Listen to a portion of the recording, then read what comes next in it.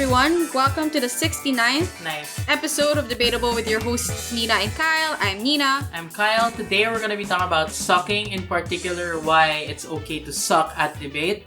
Because like all 69 jokes aside, this is a bit of a personal episode because it's something that we, as in Nina and I, struggle with a lot, and we've struggled with it throughout our entire debate careers. Even today, and not just when we started. So this has been a common occurrence that plagues our debate careers constantly. Our very existences, you know? Yeah, because like just last week, I was debating a tournament that I did not do well in, like at all. As in, it was a disaster. Like round 1, we lost. I got like a 72 or something like that. Round 2 was a cannibalism round, so that meant I was against a team from my own institution, UP Law. And in round 3, we were debating about tax law, which is just a field of law that I'm just not into it at all. You know, you would think that coming from an econ background, I'd be more into that. But I like the theoretical part, like we can tax people so we can redistribute wealth. But when it comes to like the actual law aspect of it, I just suck at it. So we ended up breaking, but we lost in quarters. Again, in a cannibalism round. It's okay though. I feel like silver lining, the team that we lost to ended up winning the tournament overall. So I ended up talking to my friend who is also a law school debater, graduated already. I said, I joined this tournament because I miss debating, but I forgot how much I didn't miss sucking. So that's the inspiration for this episode. It's definitely not the fact that it's episode 69 and that the subject matter is sucking. Which begs the question, though, Nina. When was the last time you remembered how it felt to suck at debating? You'd think it was a long time ago, but actually, it was pretty recently. The last time I felt that I sucked was last weekend. I don't know the specific dates anymore. Time was a blur in this pandemic. But my most recent tournament, PKU Pro-Ams, I was debating with a little baby to help them learn debate. And as much as I had fun with it, we broke second, which is something I'm happy about. But come the first out round, the topic was about Israel and the Gulf states. And I knew absolutely like 5% about it. I don't want to say nothing. Well, 5%. I knew what UAE was. I know what UAE is. I know what the Gulf states are. I know the issue with Israel-Palestine, but I did not expect the motion to be about the Gulf states. So that took place, and I felt really bad about it because we didn't advance. And that's the last time I felt like I was sucking at debate because you'd expect someone who's at second break not to die at quarters, and then I immediately died. Well, same, because I also broke second in that tournament, and I also immediately just lost in the first out round. But also, I think it's just important for us to destigmatize not being good, especially if you're a new person to debate. Like, it's very important to destigmatize not being good at first. So, like, in San Beda, back in the day when I was in San Beda, we'd always have a lot of applicants on the first day. And we're the kind of group that says, it's okay even if you don't do well in tryouts. Actually, our tryouts in San Beda was a scam because like, we pretend that it's a tryouts and you could fail, hypothetically, but in practice, everyone got accepted. Because our philosophy was that like, it doesn't really matter how you start. What matters is how willing you are to improve and put in the time and energy and effort. So we just wanted to see where they were at so we could devise a strategy on how to help the applicant. But we also joke na, okay, we have 50 applicants.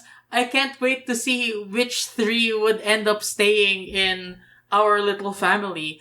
And when we got older, I went to the UP Debate Society. It's a bit different in the sense that you actually do have to apply and be a member and be a certain skill level by the end of the application process. But there's still the same joke where we say, wow, we have so many applicants attending the orientation seminar. I wonder how many people will just defer the app process. Defer, for our listeners, strictly means to postpone. But in practice, when you say you're deferring the app process, we use it as a euphemism for just quitting the application process. Sometimes it's an actual just deferring or postponement because they apply the next year, but most of the time they don't apply at all. So I wanted to ask you actually, why do you think people defer the process or just stop debating? Because I am just like more of an optimistic kind of person, whereas like I wouldn't really understand why I would defer or like just quit at like an application, even though I suck at it. So do you have like any theories as to why? Well, I have talked to a lot of people that have ended up quitting debate or quitting the application process entirely. And most of the time, that's because they have other things to tend to, like academics, family problems. Sometimes the schedule is incompatible with what they're doing. But I have encountered some people that just felt like they weren't getting anywhere. You know, I feel like that's the saddest reason to probably leave debating, especially since these people admittedly really liked the sport but couldn't see value if they were not getting awards. Which I don't think is a proper mindset, but you know, it's a reality for a lot of people. I mean, I have also encountered students that have felt this way. Not just in SPCP where we used to coach, but as well as in different countries where I deal with little babies from grade school all the way to high school. And it's sort of an epidemic that people quit or leave when they feel like they are not going to be able to gain a CV from it. Yeah, that's kind of sad. But like for sure, there are a lot of reasons.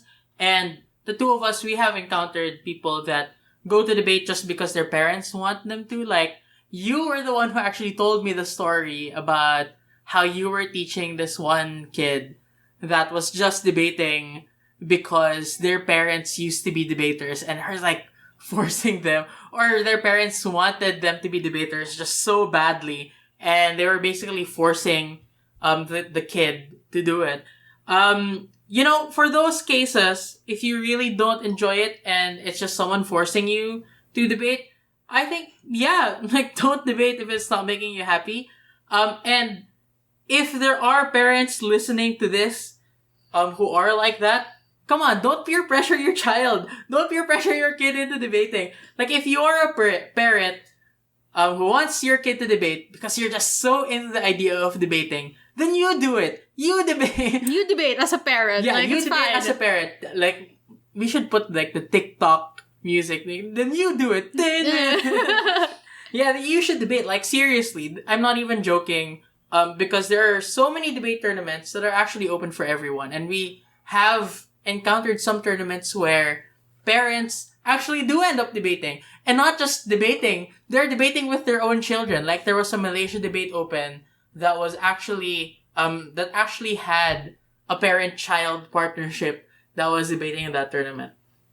But also, just in general, there are just so many debate tournaments now that are open for everyone. If you're, like, a little kid, a novice, or even an old person who might be a novice, there are lots of tournaments open for you.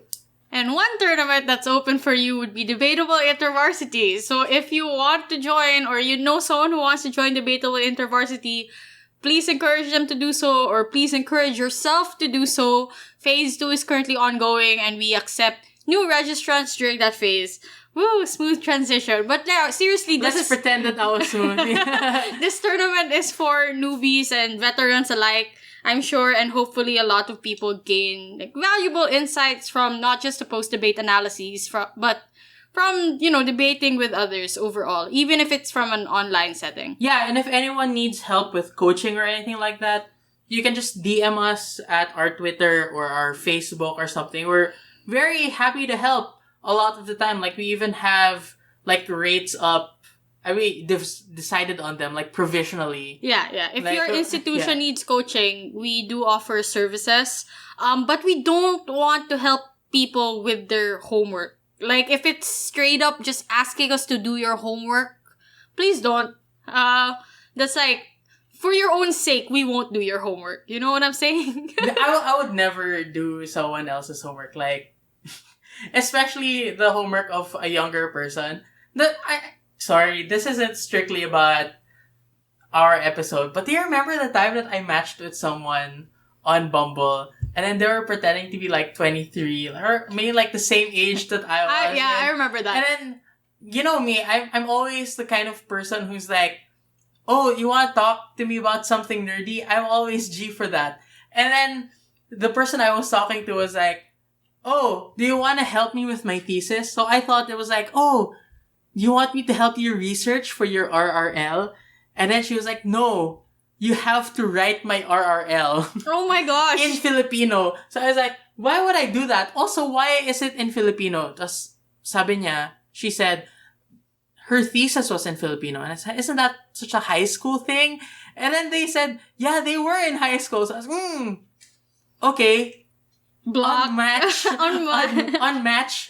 Delete the app. And I just like went away. I stopped using that app. But you know, going back to the episode. About sucking at debate. Sucking at debate.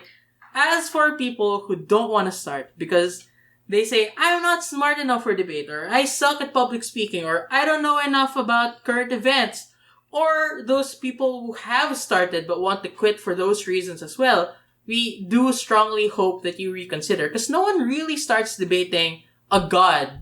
Like, alright, like, you might have a coach or a teacher who discovers you and recommends you to the debate team, or something similar to that. You might have a parent who believes in you and tells you to, or encourages you to join the debate team. But ultimately, the real part of it is you discovering yourself.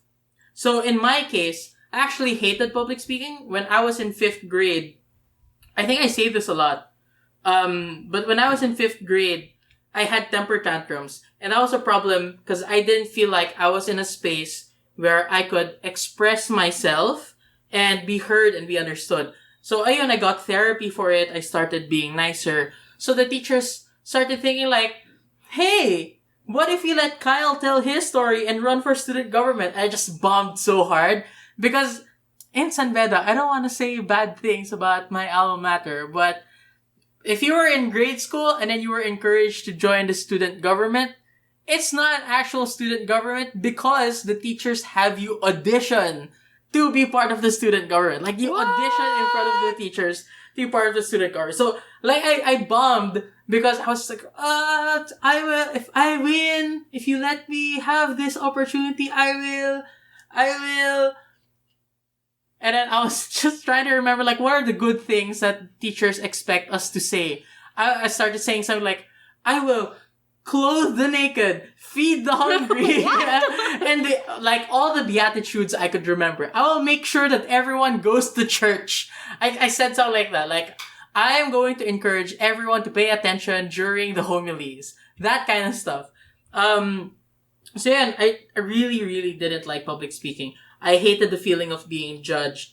And I think the only reason why my teacher ended up recommending me to San Beda's new debate team, it wasn't you at the time, 11 years ago, was not because I was good at public speaking, but because I was arguing with my classmate quite passionately about cockfighting, and gambling. So it wasn't really public speaking, but more of private ranting. So that's when it clicked. Like, they believed in me not because of my public speaking skills, but because of my private ranting.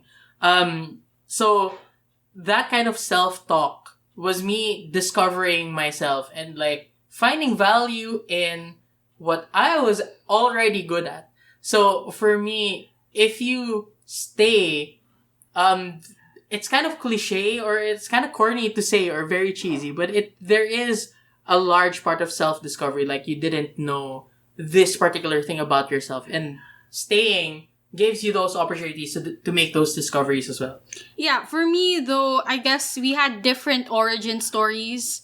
Yours was more about self-ranting and private ranting and being good at it. I was really bad at expressing myself. Like, I was a public speaker in high school, and the reason they encouraged me to debate was because I was joining a lot of oratory competitions. Like, I knew how to speak if someone told me what to say. Like, you give me a script, I know how to present it. But brain empty. No thought. Brain... No thought. Brain empty. Yeah, that was me. Like, I would just perform. And I knew how to perform. Which is why earlier Kyle thought I was a theater kid, but I'm not. Like, I am a public speaker, which is more or less like theater, because you're just memorizing things and then presenting it to a crowd. But anyway, when I entered debate, I thought I would excel at it because it was like, it's the same as public speaking. That's what I was going through my head. Like, how different could it be? And then I was so wrong. I couldn't think. I couldn't articulate any thoughts. And as someone who's very competitive like me, joining a lot of competitions already for public speaking and the like, sucking at something was the most painful thing. I'm the type that if I don't excel at something, I would quit immediately. And that was a really bad tendency of mine. The reason I had so many sports as a kid was because I wanted to try them all and find something that clicked. Like I did figure skating, and then after I couldn't do a triple flip, I was like, I'm out of here. And then I tried swimming, and then when I wasn't the fastest in my class, I'm out of here. So debate almost became the same thing. And I know a lot of debaters who also come from really competitive backgrounds, like outside of debating, like they're used to being like valedictorian or salutatorian, and a lot of debaters are, right? But you either enter for the wrong reasons or stay for the wrong reasons. And that's what I noticed with quite a lot. And that was me at the beginning as well. So if you have that mindset, what happens is you get very motivated because you want to prove something or prove someone wrong. In this case, there might be people that say you can't do it and then you try to do it. Or you get demotivated because of the question of what's the point, right? If you're not excelling and you're not doing the best you possibly can. Yeah, but I feel like even if you have those two things, it seems like they're complete opposites. You know, like you're motivated or you're demotivated, but in my opinion, they're just two sides of the same coin, right? Because either way, you're pinning success or your idea of success on what someone else thinks.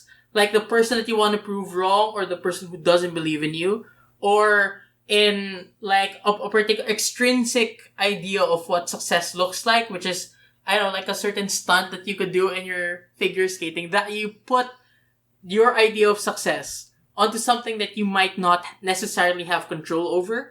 That's why regardless of whether or not you're motivated or demotivated, either way, it's unsustainable because you are pinning like your happiness on something that's inherently fleeting.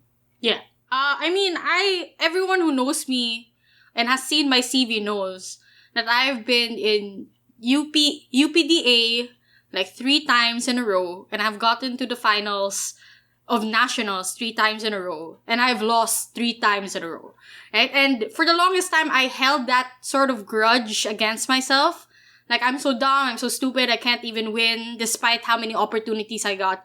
And I lost track of the fact that, you know, getting to that stage or getting that far is already such an honor and such a great opportunity that, like, I underestimated and didn't really appreciate because of the fact that I was so hyper-focused on something that was fleeting. An award, a medal, a trophy. Like, I used to dream about what the trophies would look like, and then I realized I was really dumb. And they were all just store-bought pala. Yeah, they're all just, if you want a trophy, you could just go into any store, have them engrave your name on it, and then that's it, right? Like, if you really are after some trophies. That's the plot of Victorious. Like, there was an episode of Victorious where they pretended to have a ping pong team, and then they just bought, like, trophies. But, okay, I think an exception to this rule would be the PIDC trophy. Because, like, they had it custom made and it's designed so that, like, it rotates every year. Like, the defending champion will have that if trophy. We're talking about good trophies, the NDC one that we lost was pretty good too. It was a big block of wood, Kyle. We could have brought home a big block of wood, but we didn't. And I felt so bad about it. But, you know, I'm over it now. It's something that I realized I should have, like, appreciated where I was at. Because a lot of people strive to break, a lot of people, you know, a lot of victories happen. And I feel like I overlooked a lot of them because I was aiming at something else completely. Or aiming too high. Well, I don't want to say it's too high because anyone can win a championship and it's something people should aspire for. But because I fell short, I suddenly felt like I was nothing. I was insignificant. I have no credentials to be able to make a podcast and teach people. Yeah, I feel like, you know the saying that you're missing the forest for the trees. I think your case might be the opposite of that. Like, you're missing how, like, good The trees each are. tree, like, looks. Like, because, to be fair, each tree, even if we're talking about literal, like, in a literal sense, each tree is a triumph because, like, they have to be decades of years old. So, like, each particular tree is in itself beautiful. But if you're just focusing on the forest, like, as a whole, it's really easy to miss, like, how unique and how special each one is. Wow, niliteral ko talaga yung tree metaphor. No? But anyway, I think that a lot of people feel bad about it because their entire lives, lalo na you were talking about, you know, those people who have always excelled at things, and then suddenly when it came to debate, they weren't good anymore, and that was really demotivating. Yeah. I feel like, kasi, for those people, they were kind of taught that you could either be talented or not talented at something, and it was always like a static condition. So, if you started studying and then you were very good at it, your parents or some authority figure would tell you, oh, you're so smart, you're so smart. And the thing about being called smart is that you kind of internalize that it's just something that you are rather than something that you become. So when there is a thing like debate that no one is smart at, like literally no one is smart at, ever. No one is ever smart at debating. And I'm saying this because I love the craft of debating where everyone... I mean, everyone has an equal shot of sucking and not sucking. You know, it's free game. Yeah, so I think like when you're entering and you don't feel like you're talented at this, you end up thinking like, what's the point of pursuing this thing if I'm not going to be extraordinary? And I don't think that's a good mindset because the idea that you can only feel good about yourself if you do well in comparison to other people over whom you have no control is something that's really bad. Because, like, think about life, just in general. Does the fact that you aren't the best at school mean that it's meaningless to go to school? Like, does the fact that, you know, you're not necessarily the best at biking, it means that it's not a worthwhile endeavor to be biking? Or like going to the gym or taking care of yourself in general just because you might not be the best bodybuilder around or the best athlete, it doesn't mean that it's not a worthwhile thing to do. Because it's not really about, you know, what you want in the very end of the day, but it's more of what you can get towards a particular goal. So it's the little victories that you get on your way through the journey of life. We're turning it to such a cliche. Yeah, guys. so it's not really about how much you win at debate, right? It's about, you know, bettering you, bettering your life, bettering yourself, you know? It's not even about getting good. It's really more about getting better. Because if you define good as winning tournaments, then again, it's based on things that you can't control. So, I think you should, I mean, for listeners who are still struggling with this, you could probably find a goal that you could achieve on your own terms. And again, for us, it was not to win things, not necessarily even to get good, just to be better. Yeah. And this is where our motto comes into play. Like, if you've ever seen Kyle and I compete in a tournament together, or have ever listened to us rant about tournaments we've done, you would know we have a hashtag together, which is stronger than yesterday, or stronger than last round, or like different variations of the same thing. And that's because Kyle and I used to be very obsessed with like the statistics of things, the tabs. I used to bottom tabs. Like, I remember when I started out debating, I was third year high school. I started rather late. But every tournament, I would print out the tab. Remember when they would distribute the tab on paper? Yeah, oh man, what a weird time. Like, yeah, but they would give the tab on paper. They were stapled together. I would look for my name and compare myself to everyone I went against. Like, I would stalk people and be like, what did I do well in this round compared to them? Kasi wala pang tabber nun. There was no tabber for me to see like the full ballot, right? It was just like the tabs straight up.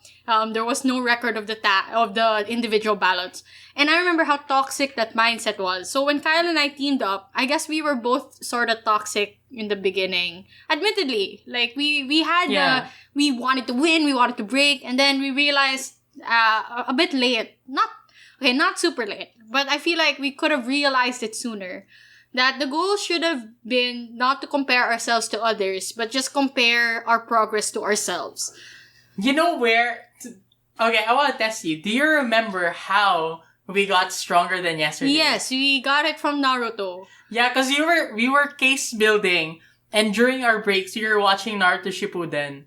And like in the first arc of Naruto Shippuden, Rock Lee was fighting a version of himself, and he couldn't win. So Rock Lee was like, I know what we have to do. We just need to be better than we were the day before. We need to be stronger than yesterday. I like how you tried to do the voice as well. But yeah, basically that's where we got it. And it was like, it stuck. We looked at each other and we're like, oh. And then the Naruto music starts saying, dun, dun, dun, dun, dun, dun, dun, dun. And then we're like, yeah, this is it. This is our next tournament team name. We're gonna do this, Kyle. We made a playlist and everything, and then it got cemented. That became our motto for NDC. It became our motto for every other IV that we went to. It even went and crossed over to PIDC when we teamed up with Colleen, right? And I know that you also have experience with sort of the toxic mindset of looking at tabs. Yeah, I mean, it was different for me because I also was at the bottom of the tab. But fortunately, I didn't find out until like a month after the tournament already ended, because I was really new. I didn't know what tabs were, how scores were. That's so cute. So it was ASDC 2010. So it was Asians. So I was literally the bottom ranked speaker in the entire continent for that year. I got 269s in that tournament. 269s. Could you believe that? And what was the range though? Like, you know, we have gone through so many ranges. It's 69 to 81. 69 was the floor score. So I got two of those. I got two 69s. Not even in the fun way where you can laugh at it at the moment. Like when you fail an analytic geometry exam and you got a 69, it's like, nice. Nice. Yeah, I bet there's a lot of 69s being thrown out in this episode. It's like the Bader-Meinhof effect, where you learn about something new and then you start seeing it everywhere. It's like that. You start realizing that there's so many 69s everywhere. Like this morning, we got retweeted by a 69 bot. Oh, really? Yeah, so I was looking through their tweets, like their retweets pala. And then there was like, the weather is almost always 6.9 degrees somewhere. Or like there was a fire and the temperature of the fire was 69 degrees. Yeah, basically.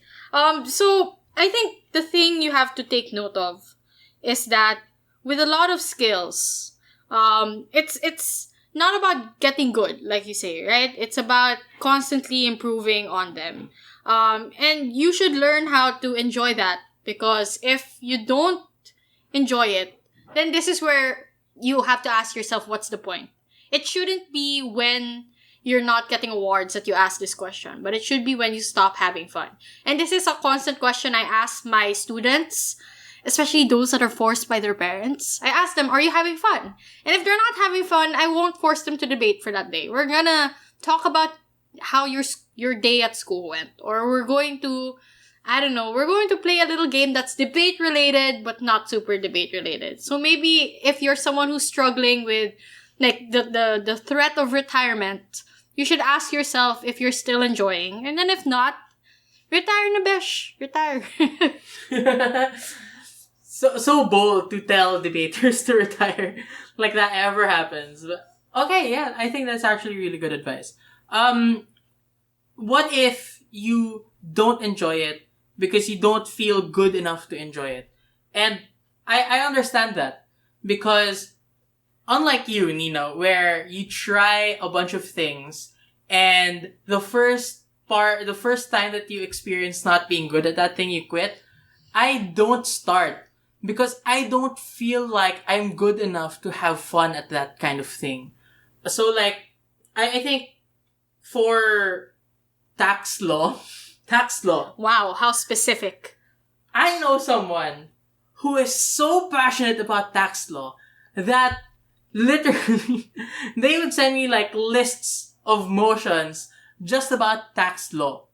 And I was like, how could you ever find any sort of fun in tax law? Because like, I don't know anything about it, so I don't understand the appeal. So that's the thing. Because I don't know enough about it, I don't have fun when I'm debating it. And that's also the reason why if you know a lot about econ, chances are you also Maybe sorta have more fun debating econ motions than most people. So like, in a more general sense, if you do not know enough about debating or how to debate, it's possible that you never start having fun in the first place. So for me, when this happens, for like a student or something, I find that here's what we can do. We first need to learn that there's a difference between skills learning and skill acquisition. Learning something would be for an exam or something. That's just like learning the rules of debate. Learning like what is the first speaker of government side? How many teams are there? How many sides are there for a debate? So what is, what isn't? That's different from skill acquisition, which is how you put hopefully what you learned into practice. But that's an oversimplification. But like, hear me out. Do you think native English speakers always know what a past participle is or what a gerund is? No, because like, they might not have learned that from school, but they acquired the skill of using those things anyway. So that's the reason why, like, just look at the way that we speak language. We have so many unwritten rules in our language that we didn't learn, like, in class or anything, but we acquired through constant use. So that's the reason why you might not have been in a debate class before, but you sort of understand how the flow of an argument should or ought to work. So in that case, what you need to look for is a certain level of learning that would allow you to rapidly acquire the skill. So this means that you need to learn enough about debating so that you can correct yourself when something goes wrong. And in that way, you can acquire the skill much faster because you don't need to go to your coach. You don't need to go to a teacher. You don't need to, like, ask us on Ask FM or Curious Cat, right? Because you already learned it. The only question now is, can you police yourself into acquiring this skill and developing it on your own? So, you need to learn the basics muna.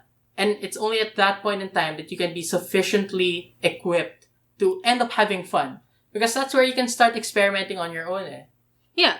I mean, you gotta choke a little when you start. What? Basically, like, it's... yeah. Yeah, like in debating, you choke a little. And you're gonna suck at it. And basically, you're acquiring skills even if you don't recognize that you are constantly acquiring skills. And that's the thing about most skills, is that you don't notice that you are getting good. You sort of develop an imposter syndrome, which is so common with debaters. Yeah. Right? Yeah. It's so common with debaters. I was going to make a generalization that everyone... I was going to make a generalization that debaters experience imposter syndrome more than any other group that I know. But that's because, I am most exposed to the debate community. But I feel like it's just something that a lot of us go through whenever we're more perfectionist than, a well-adjusted person would be. Yeah, so basically, a lot of debaters end up developing imposter syndrome because even if we're improving, the benchmark for improving just constantly moves. When I started, I needed to break. Then once I started breaking, I felt like I'm still not good enough. I want to get into quarters constantly instead of dying at octos. I'm tired of being octomas. And that's what I was called for my first few years. Did you have a cute little nickname for your sucking? No, because I was team captain. So just try. Just try. Yeah, so I was Octomas for a while.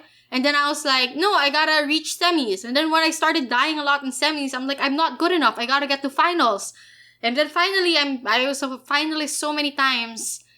And like, while being a finalist should be a great thing, I still feel like I'm an imposter. Like, I'm not a good debater. Like, my CV is a lie. All of these things are just failures that look good because, I don't know, they have the word best in it, right? But I'm still a failure. So I didn't notice I was acquiring a lot of skills. Like, I'm now very confident in speaking. I'm now, I don't know, I think I've developed skills in being able to teach debate, and hence I gained the confidence to start this podcast with you. And you don't notice a lot of those things. So I would advise people who feel like they suck at debate to take a step back and sort of breathe in first and look at where you are relative to where you were. Yeah. Try to, think of yourself. Put yourself in the shoes of an objective observer looking at your CV or looking at, all you've accomplished. Would you be impressed? And I think most of the time you would be impressed. Considering, how much time you put in, considering, how difficult, just inherently difficult debating is. So I think, we need to just celebrate how far we've come. So a good tip here is to record your speeches. Oh yeah, definitely. And then I wish that I still kept the recordings from my speeches 11 years ago.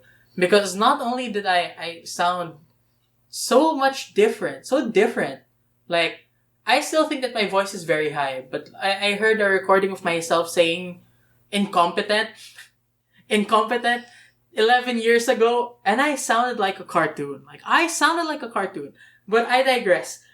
I wish I had more recordings of myself during that era, because I'm pretty sure that I would have cringed so much. I would have realized how far I've gone from that particular moment in time. Yeah, so it's not just about achievements, okay? We're not telling you to look at your achievements and then compare it to the fact that you didn't have achievements. Because even if you don't have achievements, I'm pretty sure there is a way for you to see improvement happening. When I started debating, I was already so happy that I managed to reach 7 minutes. The first tournament I managed to reach 7 minutes in. Because when I started, I was just doing 3-minute speeches. And I didn't break, but I started doing 7-minute speeches. I still didn't break, but I remember giving myself a pat in the back. One of the rare moments where I actually give myself credit. I pat myself on the back and I was like, good job, Nina. You actually managed to reach 7 minutes. So I'm advising everyone to do that. Find small victories. They don't need to be awards. It doesn't have to be a speaker award. You don't have to aim for that. But just something you're proud of. Do you now know something about IR that you previously didn't? That's something to celebrate. Were you able to raise a POI and they not go beyond 15 seconds? That's something to be proud of. Are you not overtime this time? Yeah, something to be proud of as well. So I would really recommend people, after each round, tell yourself something you liked about your speech and something you disliked as well. Just to balance it out. Yeah. I think that I was actually going to ask you, so are you okay with participation trophies? But then I think that actually participation is an achievement for many people. I know so many people who really want to do well, but are so afraid of joining competitions because they're afraid of failing. So I think that contrary to what more conservative or older, more boomer type people would say, participation trophies are actually a good thing. Because for a lot of people, mere participation in a tournament is already an achievement if they struggle with self-confidence issues. So it's probably not going to mean the same for everyone, but you should be able to allow yourself to celebrate the things that are meaningful to you, including just the mere act of participating or the mere act of volunteering to join a round or signing up for debatable intervarsity. Second plug. Smooth. But yeah, so anyway, to prove this point further, Nina, you and I have collected a bunch of stories about our most shameful moments. This morning, we tweeted something asking people like what are their most memorable I suck moments. And that's because like we wanted to look at trends, and we found like very meaningful trends, and we felt that we had stories that also fit into those trends. So the first one, first speeches. Nina, how was your speech? Okay. Your first speech. My first ever speech. Admittedly, my first ever debate speech wasn't that bad. Okay, fine, it was 3 minutes, but it wasn't something that I would consider like devastatingly horrible. But my first public speaking stint, when I auditioned for like an oratory competition, I was wearing like a long skirt, and then in the middle, like the most dramatic like climax part of the speech, if speeches can even have climaxes, but you know, like, assume I that think like they could, but okay. yeah, but like in oratory competitions, they're all very fake. But you get what I mean. Like the most dramatic part, the part where you're meant to like have all your emotions. I tripped on my skirt. That's it. Did you fall like on the floor? I fell face down, and I remember my face being so sore, and I tried to continue like normal while getting up. But I was so embarrassed, and I remember losing control. Like I forgot everything. I blanked. And that's where I sucked. Like, it wasn't the tripping that made me feel like I sucked. It was the fact that one small inconvenience, like tripping, managed to throw me off my whole game. So that was my first speech. And I felt like that fear stayed with me. Like, even during our finals in NDC. Like, remember my really long serpentine dress? Yeah. Yeah, I was so scared of tripping. And that was... I didn't know that about you. Yeah, I don't like wearing super long dresses because of that. So if you notice, a lot of my dresses are just like above the knee and on my knees, really short, because I don't want to trip anymore. And I have a tendency to trip. It's the trauma you're on, right? Yeah. Yeah, that was my first speech. My very first debate speech, I remember it quite vividly because, you know, everything was perfect. I remember being so mayabang about it. The motion was like, this house would remove PE or physical education from the high school curriculum, and I was in opposition. So obviously, I already knew what I was going to talk about. I talk about like how important it is to have, you know, a holistic, wholesome education, something like that. And then I bombed. Like I only had 2 minutes. Because I said, I don't need notes. I know exactly what I'm gonna say. Like Ferdinand Marcos or something. But anyway, like, I only did 2 minutes. Half of that was me saying, and the worst part was, I started, like, this big tangent. And the tangent isn't something I'm necessarily ashamed of, because I tangent all the time. You tangent quite a lot. But that particular tangent was so embarrassing, because I was bragging about how many tricks I could do with my pen. Like pen spinning. Like I can twirl my pen through my fingers and make it, you know, spiral or something. And it's like, see, look at this. And I was staring at myself doing the pen tricks for like 10 seconds. And then I was like, yeah, that's it. And then I sat down. And I remember, because I was comparing myself to the person who spoke before me. Mm-hmm. She was a Korean, si Sharon. And English wasn't even her second language. It was like her third language already or something. Mm-hmm. So there was no reason for my 10-year-old brain, there was no reason for Sharon to have been more spontaneous and like more fluent or just like more graceful with public speaking than I was, because she had even less experience in speaking this language than I did. So that kind of comparison, plus a little bit of internalized racism, I admit, like, made me really ashamed of that first speech. And that's something that made me, like, competitive to, like, a quite toxic degree, actually. So I don't want to continue that because it makes me feel bad about myself even more. Even though I should rightfully feel bad about those kinds of assumptions. But anyway, the next point of comparison we can make is experiences with first tournaments. Because someone said that in their very first tournament, they debated against Ateneo A already. So, like, really world-class debaters already, and they were just babies. So they wanted to retire right then and there. So how was your first, like, tournament, Nina? Well, my first tournament was IDEA 3. It wasn't even IDEA Light when I was in high school, which is, for those who don't know what IDEA is, it's like the high school, how do you define IDEA? Like, it's just It's like an organization of high schools that organize tournaments constantly. Like there's a series, they host a series of tournaments for that year. The first one is IDEA Light, which would be my story. And there's IDEA 1, 2, and 3. And then IDEA Grants. Yeah. So I was in IDEA 3.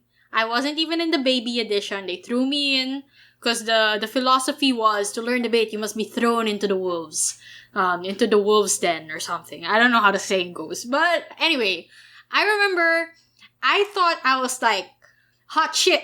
I'm a public speaker. I don't know how to debate, but I know how to sound good and confident. And that was all you needed, because it's about faking it till you make it. And admittedly, like, that was the wrong mindset to have entering, but it's something I had and I couldn't avoid. So, IDEA 3. My first round, I went into the wrong room, right? And I got lost. So that was like my first I suck moment. I don't even know how these tournaments work. Like, I don't know how the rooms work. I don't know what it means to be in closing opposition. Like, I thought it just meant, like, being in opposition, but I just sat in the latter end of the room, right? Like, I didn't know there was a difference in the role. And then I went against a strong team from Xavier High School, and I remember sucking so bad because I didn't have anything new to say. I was CO. OO was really good. They took everything. So I just parroted everything and tried to impromptu my way out of it. And I remember my score being, I don't know, really low. Because again, I really checked the tabs. I was like, 70? Because I had nothing new, and most of the time I was just fluffing.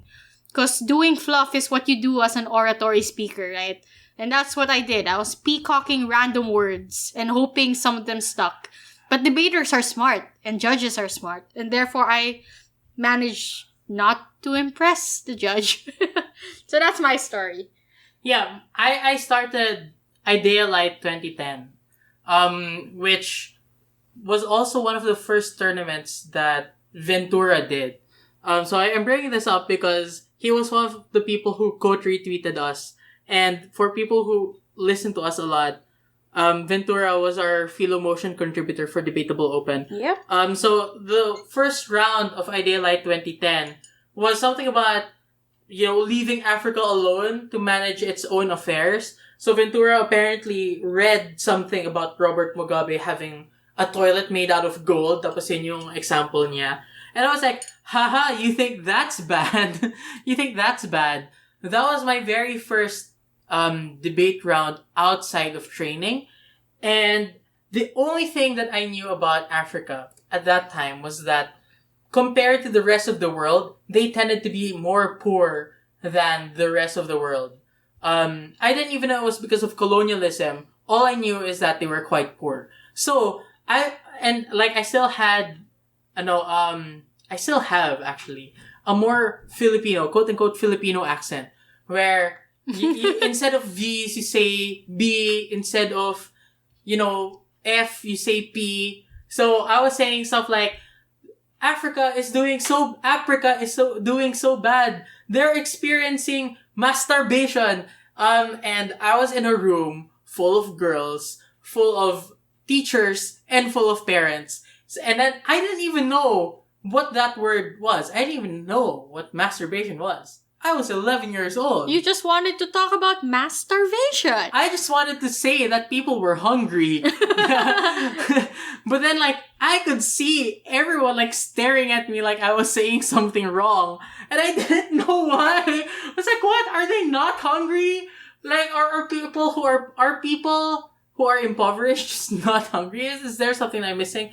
And it was only after that tournament that the teacher went up to me and started talking about, do you need to talk to someone about masturbation? And I was like, why? Oh no. It's just being hungry. That's not even a story about sucking. It's more like just an embarrassing moment. But I guess No, because like that was literally the only thing that I was able to talk about for the entire 3 minutes that I was speaking. Oh, okay. It was just that. Okay, I get it. So, what about stories of debating against gods?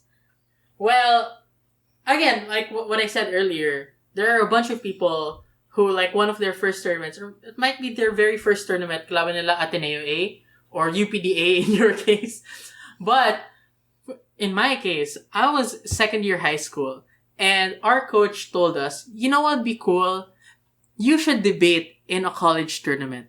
So my very first CSBIV, or Benilde InterVarsity, was in 2011. And there was a team there in round 1, kalaban namin in round 1, was a team called the Newbies. So we were like, kaya! Newbies! So we went to our friend, Val, who was much older, and eventually became like one of the most decorated Filipino debaters because they won like national championships back to back to back, and then she became Asian champion pa. But anyway, we asked them, oh, do you know the Newbies? We're so excited. I think we can take them. And then Jules was like, oh, yeah, have fun. Apparently, these were all gods. Like, they were national, Asian, or regional champions. All 3 of them at the time. So it was Sir Martin, Pearl Simbulan, Raymond Vittorio, and like, we just got crushed. We got crushed because they were all already dinosaur level debaters, and we were just babies. We haven't even been debating for a year yet at that time. So like, I remember the motion and the side. We were on opposition. The motion was this house would elect the ombudsman. The only thing we knew about the ombudsman was that the ombudsman prosecuted public officials when they do something wrong. And even that we weren't sure of. Like, we had to get our really bad school books for social studies, and we had to look at what the ombudsman is. But anyway, I argued that something about like, we should trust them, but they should also be objective. That's why we should not elect them. And Sir Martin, who responded to me, I realized that for a lot of our audience, they might be too young to know who Sir Martin is, or who any of these people are. But needless to say, Sir Martin just explained what my argument was. They said, they're so important to society and we need to trust them, but we should not elect them and we should not hold them accountable for anything, but we should trust them. And I just looked at the judge, like you know how you look at someone like in a sarcastic way, like, can you believe this guy? Yeah. I'm pretty sure that's not what the intent was, but that's how it felt. Because I really did suck in that argument. But thankfully, I talked to my coach afterwards, and my coach told me to ask comments from them.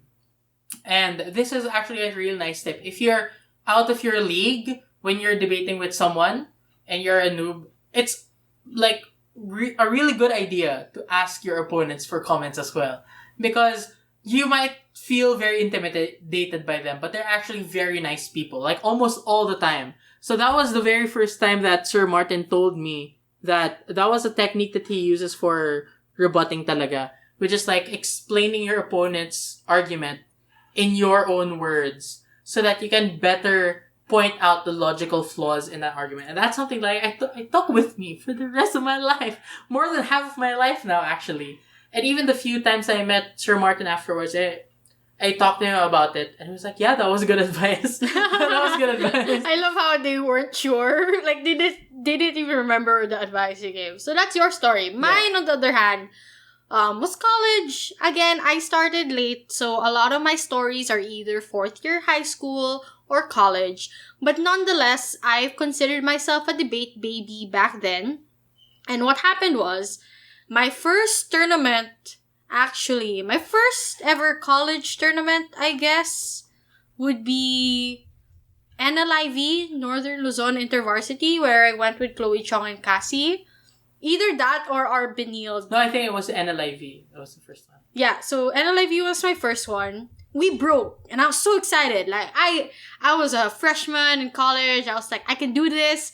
And then, for Octo Finals, I went against UPDA. Oh no. And I remember just getting crushed. Because I get crushed by them in training. And I was like, great, I get to experience cross-training. Not cross-training. I get to experience UPDS training. And I get to be crushed and humiliated.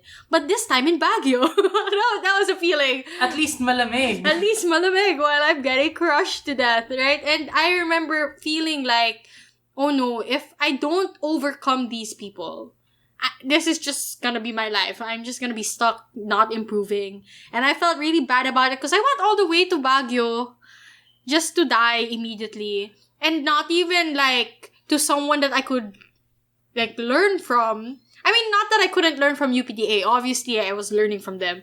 But the point was, like, I felt really bad because it felt like nothing changed. Like, nothing was new. I died in the most unenthusiastic way possible. I died. Just like, oh man, it's just any other day, you know? Just like any other day. Yeah, just any other day. And that was the feeling. And I felt really, really bad about it.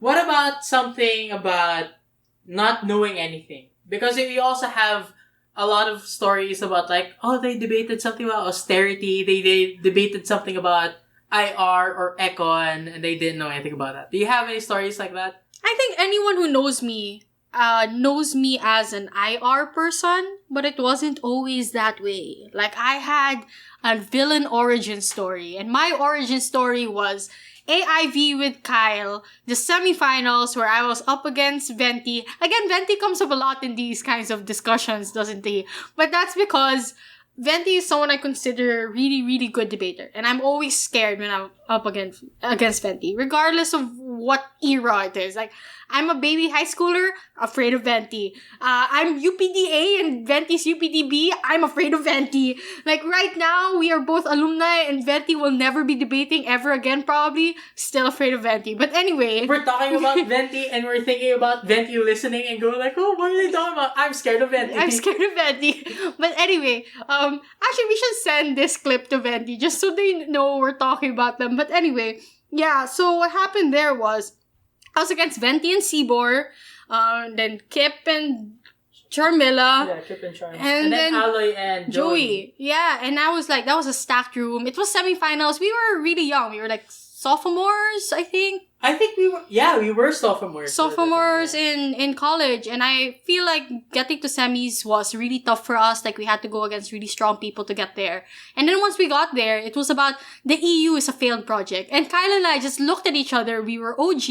And we're like, what? I know theoretically what the EU is, you know? I know what Europe is. Like, what does it mean to fail? What is it? What's a project? Like, what? It's a project? Like, I didn't even know anything. So we made stuff up about, like, it failed. At least we had a structure. I remember we had a structure. Like, they failed politically, economically, and culturally. That was my entire speech. I don't know how you extended it, but my entire speech was about how they failed on those three aspects. Obviously, I was, like, making everything up as I went, and I didn't know anything. And that was, like, the most crushing debate I've ever felt. And that was where I swore to be good at IR. Which, again, I think everyone knows this story already. But, like, if you want a story about me feeling like I suck, that was it. That was my ultimate villain origin story. That just made me want to go, like, I'm gonna do every IR motion well. I'm gonna get into A team. I'm gonna excel. That was the moment I felt so close and so far at the same time. Because it was semis. If I did well here, I would be in finals. And I would make a name for myself or something. I don't know what my mindset was. So after your experience last week with the Israel and UAE, you lost. Now I'm gonna be an expert on UAE now. I am going to be like the Philippines' #1 UAE knowing debater. No, because what happened was, after that, I was like, I'm gonna master the EU. And I did. I feel like I know a lot about EU situations. And then there was a motion that I lost also before about ASEAN, and I was like, I'm gonna know everything about ASEAN. I haven't had that experience with the Middle East yet, and now probably this is it. This is the Middle East. This is the Middle East origin story of Nina's expertise, and that's going to happen. But again, like, that just proves a point, right? No matter how good you might think I am at IR, I will still fail at IR. There are still like blind spots. Like, I will Everyone. still suck at it. I will still inevitably suck at it, especially if the motion is something I'm not familiar with. It wasn't just about Israel and Palestine now, because I know about that. I think that's a basic debate. I mean, it should be a basic go-to of debaters, and they should be matter loading on it. You should be matter loading on it. You should be matter loading. This is us telling the Discord people matter load on Israel-Palestine, especially now. But anyway, but it was about the Gulf states, the UAE, and it is related to Palestine, just not directly. So you wouldn't expect something like that to come up.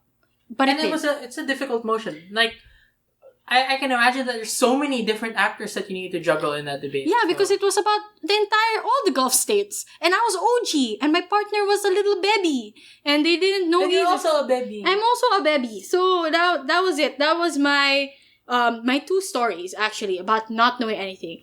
They're both related to IR, despite the fact that I'm a political science major. So that just makes me feel worse. Ako sports.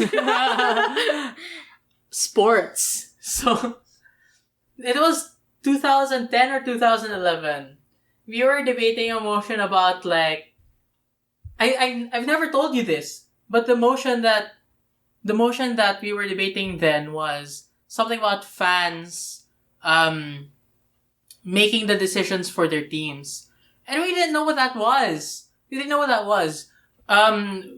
know, like, what a free agent was, what a trade was, those kinds of things. So instead, we were like, the fans will decide who the lineup is, who passes to whom. they're gonna go there with their phones and they're gonna vote where they're gonna go. Ano to Twitter poll? Twitter decides my day.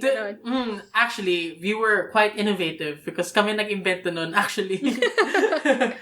But yeah, kalaban our opponents then, it was VP. The opponent that we were against was Southridge. And not just like Southridge the institution, but like their best debaters at the time. And they were very into sports. So we got crushed. But not that much. Like, we got second. Because the remaining two teams, if I'm not mistaken, one of them was from Woodrose, the other was from Poveda, I think. And they had zero idea about sports in general. They, like, so sila yung, when you kick a ball, when you throw a ball, so at least Kang and I, we knew people's names, like Kobe, LeBron, Michael Jordan. Anyway. Do you like Messi? Yeah, so I would like to say that I've gotten better at sports motions. I would like to say that. Is it true though? No, I'm just saying I would like to say that. I'm really bad at sports motion, admittedly, but at least I know how to politicize it. Like, I know how to turn it up to IR and to turn it into politics, which is like areas I do a little bit better in. I'm not the expert at those topics, but I know how to fake it till I make it. And I guess that's the point, right? Yeah.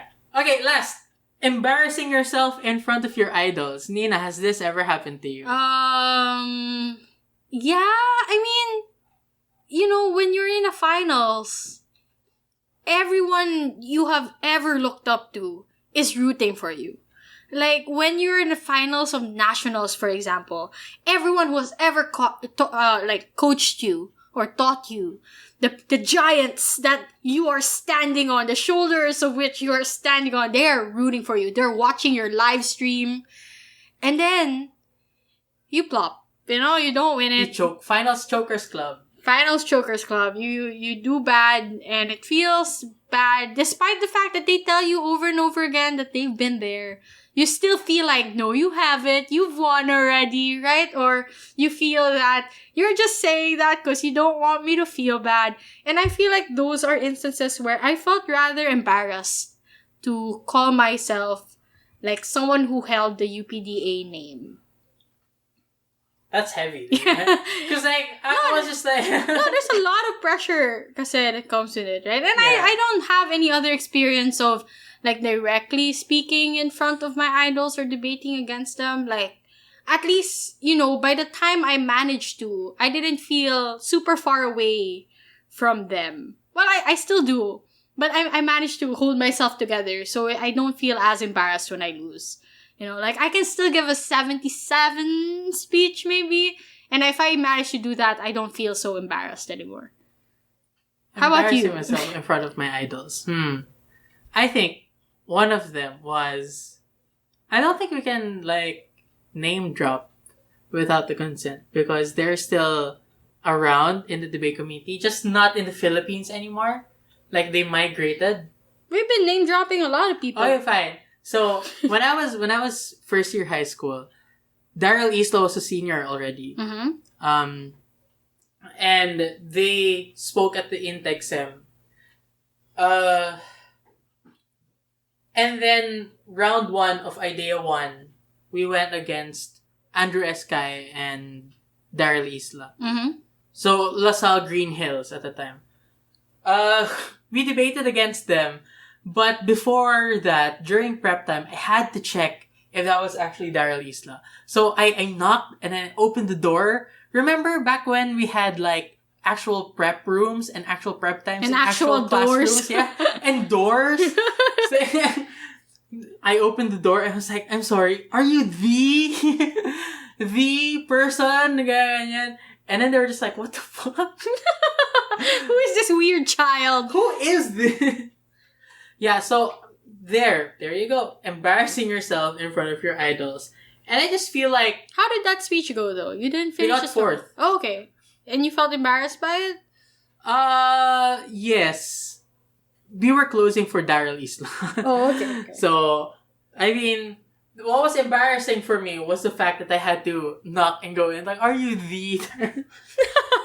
Yeah, I mean, Like, everyone can you has that imagine? moment. I have asked people for autographs. I've asked people, why are you embarrassed that you have someone you idolize? I'm sure a lot of people are embarrassed about their stories meeting us, and they shouldn't be. No. It's not the fact that I met an idol. It was the fact that I disturbed their prep time. Oh. Just because I fanboyed. Okay, that's fair. Anyway, what was the point of us sharing all of this? And our episode has reached quite length. Yeah, quite length. But the reason we're sharing a lot of this is because not only are they fun stories that help make people realize that debaters are humans that make mistakes, even your idols make mistakes. And I'm sure someone who has quote tweeted our tweet, if you go through our Twitter, one of them is probably someone you idolize, right? And they also have a story that shows that they once sucked. We once sucked as well, if we're people that you look up to. And that's just to prove that you shouldn't be embarrassed of what stage you are in your particular debate journey. Another thing is to point out that we all start from somewhere. I started from a public speaking background, and I still managed to suck at debate. Kyle's really good at fighting people based on what his teachers say about him, and he still managed to suck quite a bit at debate. And I guess the most important takeaway of this episode is to point out that progress isn't a straight line. People really think that progress is a straight line. After I give a 74 speech, I know my mistakes, I'll give a 75. But you forget a lot of different factors come into play that may make your next speech a 73 or make it still 74. You could be debating for 10 years and then get a 72. Yeah, you could be debating for 10 years and get a 72. Or, for example, get a 74 in a nationals despite, doing really well and stuff. Not that those have happened. That definitely happened to me. Yeah, but progress isn't a straight line. There's so many factors to take to consideration. You could be really good at debate skill, but just don't know enough about the topic. You could know a lot about the topic, but don't know enough about strategizing in debate. So it's all about balance and doing well. In Think balancing. about what you can control. Yeah, think about what you can control. So progress isn't a straight line. It's more like a fluctuating line that goes like in a general direction. Like it averages improvement, but if you look at it from afar, it looks kind of messy. And that's okay. Like that's the story everyone goes through, even the most decorated of debaters. Yeah. So I think that's it for this very long episode. We hope that, one of the takeaways that you should get from this episode is that it's okay to suck. And for our 69th episode, we want to remind everyone to always try to take opportunities where even if you might suck, at least you can learn from those opportunities. Yeah, suck as much as you can because eventually you'll get good at what It's you the first step towards not sucking. Yeah. And that's it for episode 69 of Nice. Debatable. Thanks so much for listening. For those who stuck around on our Discord channel, thanks as well for participating and chatting us. We found it very entertaining. For those who participate in Twitter, thank you as well. We really enjoy your company, and recording in front of you just makes this experience much more enjoyable. So that's it for this episode. Thanks, everyone. Bye. Bye-bye.